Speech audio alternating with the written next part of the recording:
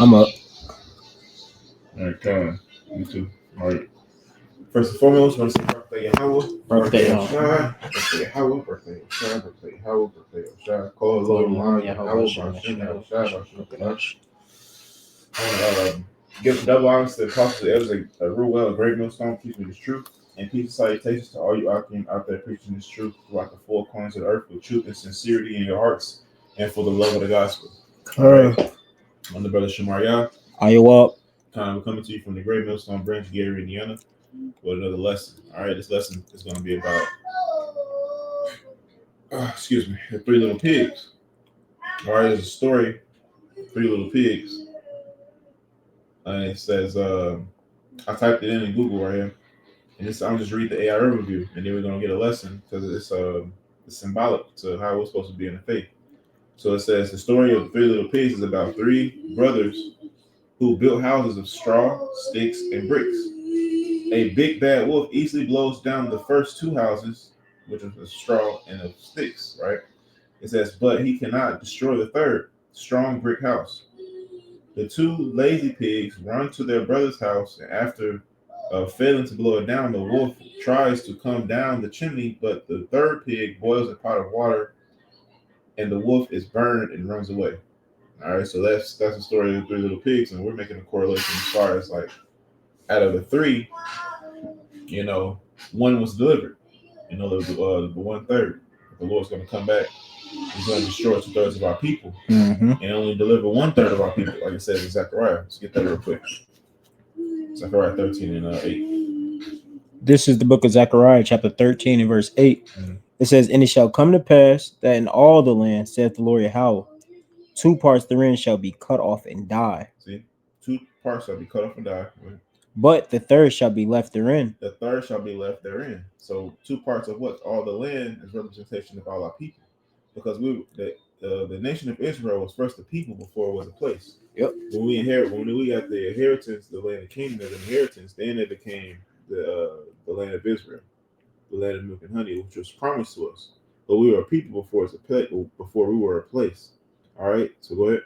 It says, and I will bring the third part through the fire. So they're gonna bring the part remaining through the fire, right? So it's not talking literally; it's figuratively. Go ahead. And will refine them as silver is refined. And refine them as silver is refined. And will try them as gold is tried.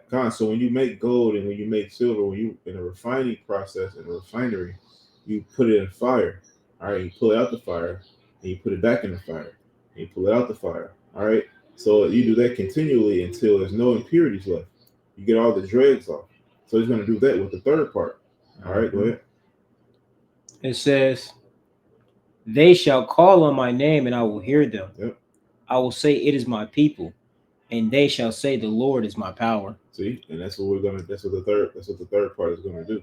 It's going to call on the name of Yahweh Bashem Yahweh and say that I am the Lord's people. And the Lord's going to say, that we are I will say, this is my people, and they will say, the Lord is my power. And that's exactly what we're saying. Yahweh Bashem Yahweh is my power, But also, while the third pig was building that brick house, it took time. It took diligence. Mm-hmm. All right. So I got an overview on Bing instead of Google. It says, so at the first two pigs were lazy, so they built their house quickly. All right, so they can play for the rest of the day. What's symbolic of you learn this word just so you can get some instant gratification. Mm-hmm. All right, you're not learning it wholeheartedly, right? And then it says the third pig worked hard and built a sturdy house out of bricks. He took his time and ensured it was he said it ensured it was strong and secure. All right, so that when you take your time and you do things, you get hail upon it. Let's jump to the book of Isaiah real quick. 59 and Isaiah 59 and 15. Because when you take your time with something, man, it's tedious. You get weary. It's just a side effect of the flesh. It says Isaiah 59 and verse 15. Yea, truth faileth, and he that departed from evil, making himself a prey. Uh-huh. And the Lord saw it, and it displeased him that there was no judgment. So when you depart from evil, you make yourself a prey. And then you taking your time with learning these words, these laws, statutes, commandments. The Lord is refining you as you're learning, as you're building. You're building upon your foundation. Which the foundation is who? Yahushua. He laid the foundation already. But let's grab that in real quick. Let's grab that in 1 Corinthians 3:10. Because we're building upon Yahushua. Yahushua came and gave us the knowledge. Yep. He put everything we need in this book. So I think Isaiah 34 and like the last couple verses it says 34:18, 34:15 it says seek ye out of the book of the Lord. No one of these things shall fail, and none shall want her mate. So we got to seek out the book of the Lord because everything we need is in that book. And then the Lord has given us the tools and the resources to look up things that are not in the book, but pertaining to the book. Like history, historical facts, relics, different languages, the different meanings of words, everything we need is in that scriptures. So go ahead up. You got 1 Corinthians 3:10. 1 Corinthians 3 and verse 10, it says, according to the grace of Yahweh, which is given unto me as a wise master builder, I have laid the foundation, and another buildeth thereon. They've laid the foundation, because they were the apostles. They laid the foundation because they learned of Yahushua. And when Yahushua died, he gave them the spirit, and they went out and what? Taught the word. Preached to the Yahushua and Yahushua. So they laid the foundation. But you gotta build. They not gonna just build it for you, That which hints to the virgins and then the talents. But we can't nobody save you, man. You got to build upon it for yourself. You got to get this work for yourself so you can be rooted and grounded. Can't nobody root and ground you. You got to do it. Salvation is selfish, but it's only selfish because you got to put the work in for yourself. Go ahead. It says, but let every man take heed how he buildeth thereupon. So you got to take heed how you build. You can't do it quickly. You can't do it too slowly because you're gonna be lazy. You can't do it too quickly because you're gonna be brutish, which means stupid. Make mistakes. Scripture says, haste, make no haste in the time of trouble. You can't fuck off. And then when trouble comes, you just want to rush and do it. You gotta take your time and plan out your time. Which is all of these things I'm saying is easier said than done. Of course, we all know these things. That's why we have the law of mercy and the law of grace. You're gonna make mistakes. But you have to put the Lord in the forefront of your mind, If I may, it links straight up with the story of the three little pigs, because it says they were lazy builders. So when the big bad wolf had came to try their house, it had showed their works. It showed what they was really doing all that time, and it showed it to be not. It came to not. That's right. It came to not. That's why I forgot who said it. I forget the name of who said it, but I know it was. It said, let these men alone. If this work be of man, it shall come to naught.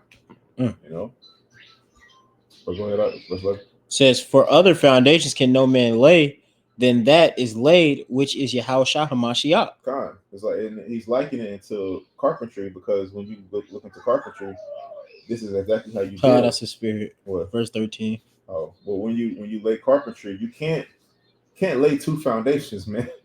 It's pointless.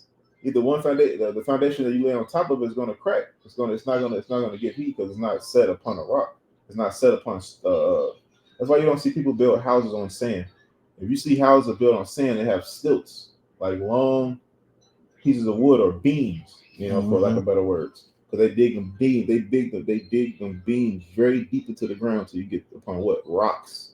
Go ahead. I mean, take a look at some beach houses. Nobody just sits there and fucking build a house on sand. It's gonna fucking slide. Says verse 12. Now, if any man buildeth upon this foundation gold, silver, precious stones, wood, hay, stubble. So the Lord laid the foundation. You know who you are as an Israelite. You know what you're supposed to do. You know what you're supposed to call on. And you know what you're supposed to practice in. And then you have elders. And then even if you don't have elders, in your respective camps, you have the Spirit. The Spirit's going to tell you, guide you what to do when you read this word and you suck. But when you go astray from that, then you build your house on what it says. It says, if any man build thereupon gold, silver, precious stones, wood, hay, stubble. Building on stubble and hay is a very weak material. But an example spiritually of building on hay is not preaching the word directly and correctly. Even if you don't preach, following the word directly and correctly. You doing it how you want to do it. you wanna get in with the Lord the way you want to get in. You know. It says every man's work shall be made manifest, for the day shall declare it. So just like when the Big Bad Wolf showed up, it really showed your works and what you was doing. And who's the Big Bad Wolf? Big Bad Wolf, of course, we all know it's the thief. It was Esau, but ultimately, who sent the thief? It's the Lord. So the Lord is the Big Bad Wolf. When the Big Bad, he's not gonna be big and bad to the people he's coming to deliver, but to people, all the people that fucked off. You know, when he come to collect, you'll get caught up in the destroying wind. Because that's the Esau belongs to him. Those are his weapons that Esau created. So that's really the Lord. You know, of course, the thief comes not to steal, kill, and destroy. Well, we all know the thief is Esau, but who sent Esau? Who controls Esau? Proverbs 20 and 20, was it 21 and 1? It says, read that last verse over. It says, every man's work shall be made manifest for the. Earlier it said what? Gold, silver, precious stones, wood, hay, stubble. So whatever you build upon that foundation is already sure it's gonna stay there. But your work is your mind. Your house is your mind. You are the house. Because what the scripture says, well, you are the temple of God. Keep your temple holy. You know, you got to work. It also goes into working out, being healthy. You know, being conditioned. You might have to walk for miles, days. You know, you ain't supposed to be just doing what you want to do, eating what you want to eat. You know, supposed to condition yourself. Take care of this temple. But when you build in this temple, you know, because we are all bricks. We're the third temple. The third temple is built with men. So you got to make sure this brick. I'm gonna be tempered. You know, I'm gonna be tempered brick. You know, not no breakable brick, not no marred or bruised brick. So that's the work that every man should take heed to how he build thereupon. You know, believing on Yahweh Shem Yahushua in truth and sincerity. All right, and believing in him directly, correctly, with as far as like the doctrine is concerned. It says every man's work shall be made manifest. Exactly, because when if you're gonna fold in that day, then it lets you know how you were building thereon.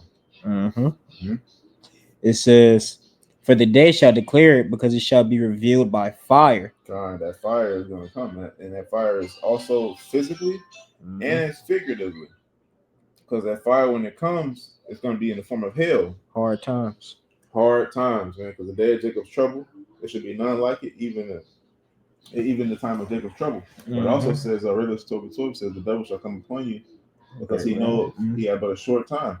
You know. Well, great. Let's say the devil should come upon you having great wrath, because he knows he has but a short time. You know. That's a spirit, because I think so with the Wisdom of Solomon, because he says he says that he seemed to be a man of the Lord. Let us try him to prove him. 2, Wisdom of Solomon 2, and let's see. Let us see if his words be true, and let us prove what shall happen in the end of him. That started verse up. It's Wisdom of Solomon 2 and 16. We are esteemed of him as counterfeits. It says he abstaineth from our ways as from filthiness. He pronounceth the end of the just to be blessed, and maketh his boast that Yahweh is his father. And which is all true. Let us see if his words be true. So they're gonna come down upon us having great wrath, man. You know, let us see if his words be true, and let us prove what shall happen in the end of him. So he's gonna put us to the test. The Lord's gonna use this devil to put our faith to the test, man. Like Leonardo said, immortals. We shall put their name to the test. You know? Come on. For if the just man be of God, he will help him and deliver him from the hands of our enemies. Hey, that was the point. Go ahead. He left off said fire, and said, and fire shall try every man's work. What sort it is? And the fire shall try every man's work of what sort it is. But we're going through the fire now. So we won't suffer the fire when the fire comes, because we had already been tested. The Lord testing us every day, and we know what to do in the day of great tribulation, because we're in tribulation every day. We're distressed on every side, man. You know, so we're not going to be panicking out here when the fire comes, because why? The Lord is going to test our work. Like the Lord said this was coming. I learned the prayers. I learned this. I studied this. I studied that. I know the breakdowns. And the Lord is. I build a sure foundation, which is your mind. What Says, if any man's work abide which he hath built thereupon, he shall receive a reward. See, if your work abide after the fire is gone, which means you Mhm. pass the test. Which the ultimate test is what the charagma. You know, well, Says, if any man's work shall be burnt, he shall suffer you loss. shall suffer loss. Mm-hmm. But he himself shall be saved, yet so as by fire. God, that was pretty much. No, ye not ye are the temple. Okay, you get 16. It says, know you not that you are the temple of Yahweh, and that the spirit of Yahweh dwelleth in you? So you gotta see well to the temple is built with diligence. All right. Yep. But it said it took its time to ensure that it was strong and secure. So you gotta take your time with learning this, with learning how to please the Lord and make sure it's strong and secure. You know, not just rushed. Because when you rush, you make mistakes. You make haste. When you make haste, you make waste. If I may, that goes into examining yourself. Yep. Pretty much testing yourself. Test yourself while you have the opportunity to, because when that main test comes, it's no longer going to be any time of making mistakes. Right? That's why you learn off your mistakes now, so that you don't make it when that time comes. Yep. A wise man seeth the evil and hideth himself. Part of hiding yourself is not necessarily hiding yourself when the evil comes. It's making preparations before the evil comes. That's also part of hiding yourself. You know, because a wise man seeth the evil coming. So okay, we know the evil coming, so we gotta hide ourselves in what? Diligence, prayer, fasting, alms, you know, and then also even the physical aspect of it, like stocking up. You know, we don't have no bunkers, but we got food put up for a rainy day. You know, just in case a brother can't put up no food for a rainy day, we got a surplus. We got more than enough, you know. But that was about it to that. Now let's hit that the virgins. Oh, you want that one? Okay, yeah, let me get that but one. What would you have first? You had the what? I got the 7 too. Oh, you get 7 first, because the virgin is like 13 verses. The Matthew's what 7 and so 24. Yep, 24. Wait. Yep. It says Matthew 7:24. Therefore, whosoever hear these sayings of mine and doeth them, I will liken him unto a wise man which buildeth his house upon a rock. You build your house upon that sure foundation, which the scripture says, what the name of the Lord is a strong tower. The righteous runneth into it and is safe. That strong tower is what? That rock. Yep. It also says the name of the Lord is a rock, my fortress. You know, you can see a rock is not easily. Look at mountains. You can't easily destroy no mountain.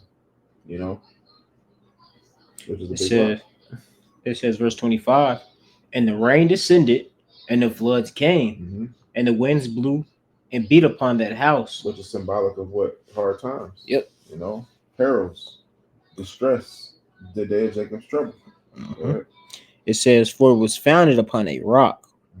And everyone that heareth these sayings of mine and doeth them not shall be likened to a foolish man which buildeth his house upon the sand. Because when you build your house on swampland, not necessarily or sand too, you build your house upon sand and or swampland or just a foundation that's not sure. I was talking to my mom the other day, and we was talking about like there's a house that has a tunnel leading from the basement to the garage, and I thought that was pretty interesting. I'm like, man, I would love to have something like that, but I'm like, it would be a very expensive repair if that tunnel flooded with water. But the houses sit on the hill. That hill is man-made, so they have to dig it out first, build the fucking thing, and then put the house on the hill. You know, so the houses is high up. So even if it do rain or flood happen, the water will go down below the house. You know, so that's like and then also houses settle when you build a house. Over time it settles into the ground. You know. Verse 27. It says, and the rain descended and the floods came, and the winds blew and beat upon that house, and it fell. What? And great was the fall of it. It's like your mind is the house. You don't want to break in that day, man. When the rains come, you want to even if you die, you still want to keep the name of Yahweh Shem Yahweh shine in your hearts. Like, man, you pray to the Lord, like, Lord, if this is my time, it's my time. You know, just don't let me fold. You know, Because it says what? Let no man take thy crown. Let no man, let no thing, let no object, no family member, let nobody take your crown, man. All right, we can close it up with that. 25. 25. It says Matthew 25 and outside verse 1. Yeah, sorry. It says, Then shall the kingdom of heaven be likened to 10 virgins, which took their lamps and went forth to meet the bridegroom. And 5 of them were wise, and 5 were foolish. They that were foolish took their lamps and took no oil with them. It's fun having a lamp, you don't got no oil. Because it needs fuel. You know, and the lamp, the oil is the fuel, because you got the wick that carries the oil up, you know, which the flame consumes the oil. It says, so it's foolish. Yeah. You know, it's like basically you wasn't in the spirit because you forgot a major component. One of the main things. Which is also like symbolic of how we, you know, if you know, when you're in the spirit, you make less mistakes. When you're consistently making simple mistakes that you would not have would have no noticed views in the spirit, you gotta do some self-examination. Yep. Like you just said. Examine yourself about being in faith. You pray and you take your time, and remember, that's another thing, taking your time. Before you leave the house. And don't forget anything. Phone, keys, wallet. Before you leave anywhere. I lost my keys, wallet, and phone so many times. And before I leave the house and before I get in my car, from every location. Phone, keys, wallet, don't forget anything, backpack. A personal checklist. Personal checklist. Go ahead. It says, verse 4, But the wise took oil in their vessels with their lamps. While the bridegroom tarried, they all slumbered and slept. A lot, and at midnight there was a cry made, Behold, the bridegroom cometh. Go ye out to meet him. Then all those virgins arose and trimmed their lamps. And the foolish said unto the wise. Trimming your lamps is attending to them. Let me get that in there. Tending to your lamps. So it says, trim their lamps. It says the AR overview. It says trimmed your lamps is a biblical metaphor for the parable of the 10 virgins that symbolizes spiritual readiness, vigilance, and preparedness. The act of trimming a lamp in ancient times involved cleaning the wick and adjusting the flame to ensure it burned brightly and steadily, which can be interpreted as a believer's need to maintain a vibrant faith through spiritual discipline, prayer, and devotion, which is all the things we need to be devoted, spiritual discipline, you know, having control over this flesh, and prayer, you know, which are all things that we can all practice in to be better. You know, that's symbolically of trimming your lamps. It's all a parable. It's a symbolism. You know, so when they trim their lamps, they're making themselves ready for when He came. So we're making ourselves ready for when the Lord comes, so we could be accepted of Him. Go ahead. It says, then all those verse 8, and the foolish said unto the wise, Give us of your oil, for our lamps are going out. But the wise answered, saying, Not so, lest there be not enough for us and you. But go ye rather to them that sell and buy for yourself. Go buy for yourselves. Can't take none from us. Another man can't save you. Go ahead. It says, and while they went to buy, the bridegroom came, and they that were ready went in with him to the marriage, and the door was shut. Which is a symbolic of being delivered. They were married, because the word marriage means would be joined into, or to be one. Like the scripture says, one bone and one flesh. And it also says he knew his wife, you know. So the door was shut. I mean, they was already in the chariot. Good. It says, afterward came also the other virgins, saying, Lord, Lord, open to us. But he answered and said, Verily I say unto you, I know you not. See, they wasn't joined unto the Lord.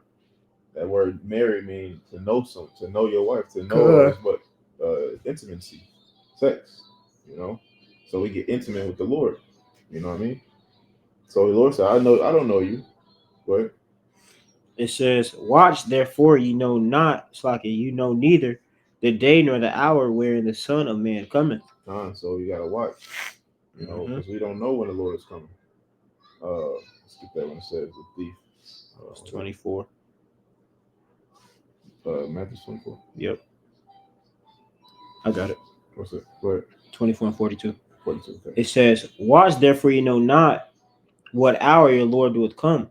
But know this, that if the good man of the house had known and would watch the thief would come, he would have watched and would not have suffered his house to be broken up. It says like if you would have known, then he wouldn't have suffered his house to be broken up. But we have the tools to measure the time diligently, man. Mm-hmm. To really gauge when the Lord is coming. You know? That's another one in Thessalonians. Thessalonians 4. I think it's 2 Thessalonians 4.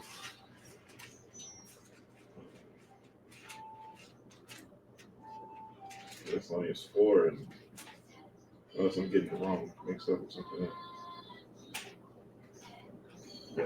You know what I'm talking about? I'm checking.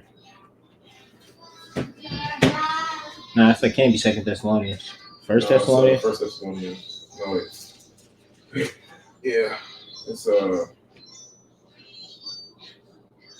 Oh, verse 4 and 5. 2. 4 and 2. Wait, hold on.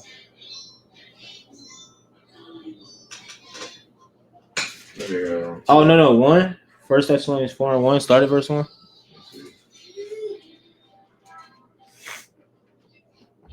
It says that you receive of us how ye ought to walk and please.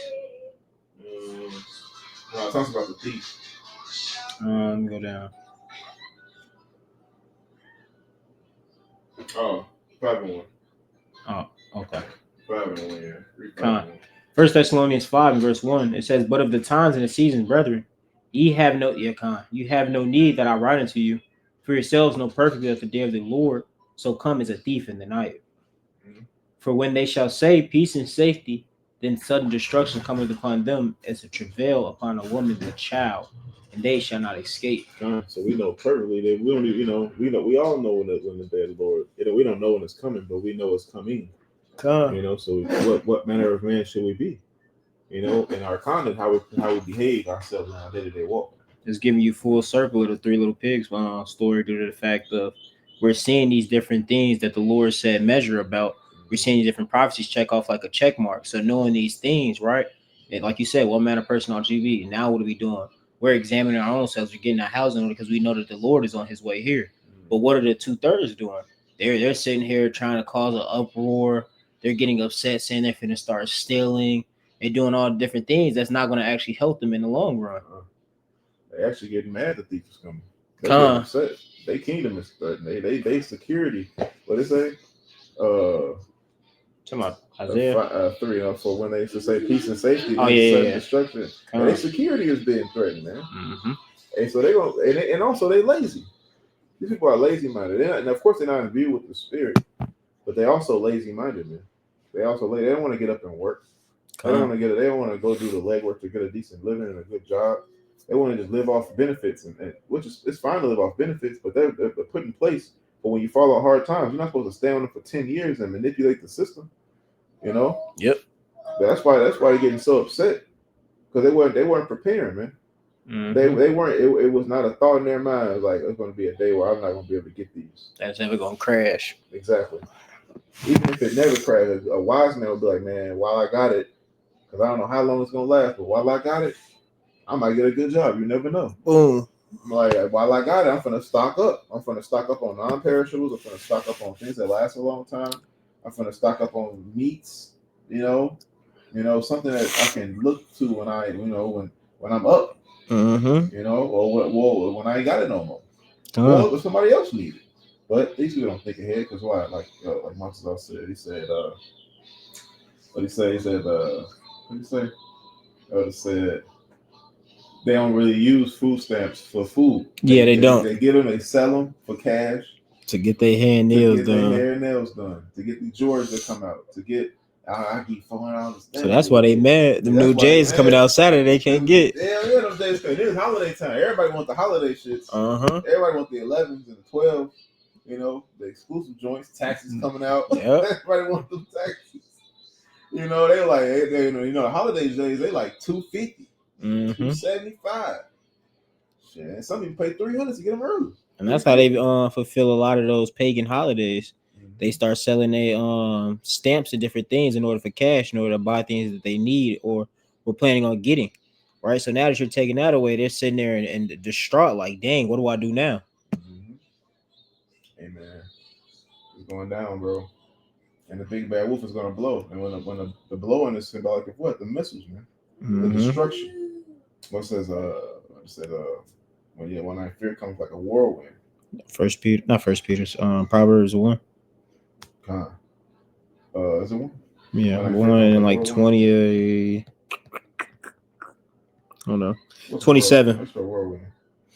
WHIRL wind. Oh, whirlwind. Yep. Proverbs 1 and 27. Whirlwind, fear. I'm looking for it. I'm thinking for a different one. Isaiah. Quote it. Okay, no. It mentions whirlwind. Let's see. Isaiah 17:21. So hold on. 41.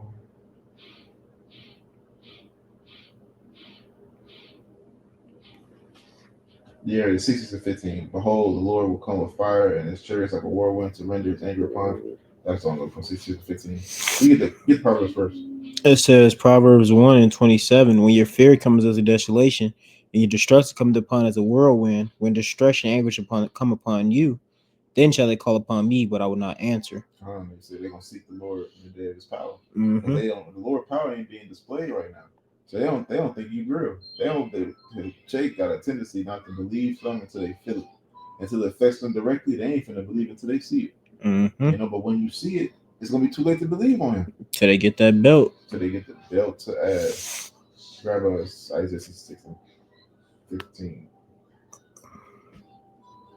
Isaiah 66 and verse 15 says, behold, the Lord will come with fire, and with his chariots like a whirlwind, to render his anger with fury and his rebuke with flames of fire. Oh man, that's that whirlwind. That's that big bad wolf is gonna come and blow your house down. Which is your house is what? Your stability. Yep. Your security. Go jump up to 4. It's Isaiah 66 and 4. Say it again. I jump up to Isaiah 66 and 4. It says Isaiah 66 and verse 4. I also will choose their delusions and will bring their fears upon them. Because when I called and none did answer, when I spake, they did not hear. But they did evil before my eyes and chose that in which I delighted not. So the Lord gonna choose your delusions, man. He's not gonna just scare you. He knows what you fear. And he's gonna put that upon you, whether it be apparitions, loss of wealth. You want to kill yourself. He's gonna put whatever fear upon you. A lot of people. What does it say? The fruit of your own devices. Yeah. I don't know what that's at. That's on the Proverbs too. Because it links right up. That verse links right up with what Proverbs 1 was really much going into, is summing it up. Because it said you didn't fear, you didn't render, you didn't listen when the Lord was calling. Yeah. You chose the simple things. You chose to continue to abide in this world, thinking everything was going to be good, but the Lord kept warning you, trying to save you. Yeah. But you chose not to listen. So now, when he brings all those different destructions that he tried to save you from, it's nothing that you can do. The doors are going to be shut like the 5 fools virgins. He said the doors are shut. He said, I do not know you. I've never known you. Get from me. You work up iniquity. Yep. Go ahead. Let me go back. Verse 5. Hear the word of the Lord, ye that tremble at his word, your brethren that hated you, that cast you out for my name's sake. Let the Lord be glorified, but he shall appear to your joy, and they shall be ashamed. Damn. They shall be ashamed. They shall be ashamed. That's the confusion in face. That links right away. It says, some shall wake up to everlasting joy, and some to everlasting shame and contempt. Because they're going to remember that past life when they call on Jesus Christ. I cannot believe I called on Jesus. What was I thinking? I was warned. They warned me. What was I thinking? They gonna feel it, man. I think the point was made. Yep. Amen. Lord willing, this blessing was edifying to the elect of Israel. And until next time, shalom. Shalom.